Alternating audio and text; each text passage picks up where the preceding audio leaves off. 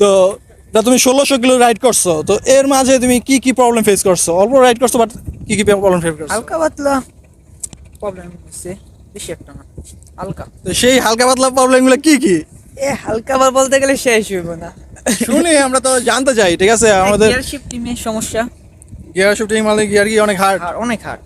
আর মিটারে কোনো সমস্যা থাকে এটা? মিটার একটু গিয়ার 2 এ থাকলে দেখায় 3 এ মাসি গিয়ার দেখাবো 2 এ। ওই 4V মতো এই মিটারে করবির মতো। সমস্যা। আর এটা তো মানে সিঙ্গেল স্ট্যান্ড অনেক বেশি হার্ড হ্যাঁ, দেখলাম। স্ট্যান্ড অনেক হার্ড, এটা নামাইতে গেলে। এটা মানে দিন গেলে পুরাতন হইলে আছে ইজি হয়ে যাবে। আর আর কি কি সমস্যা হয়েছে? গাড়িটা 3-4 হাজার গেলে অনেক ভাইব্রেশন করে, ভাইব্রেট হয়, তো এটা একটু হ্যান্ডেলেই সমস্যা হয়। এটা কন্ট্রোল করতে RPM 4000 4,000 গেলে ভাইব্রেশন উঠে যায়। তো অনেক কমে ওই ভাইব্রেশন শুরু হয়ে যায়। এখন যদি 2,000 কিলোমিটার পর যদি এটা ঠিক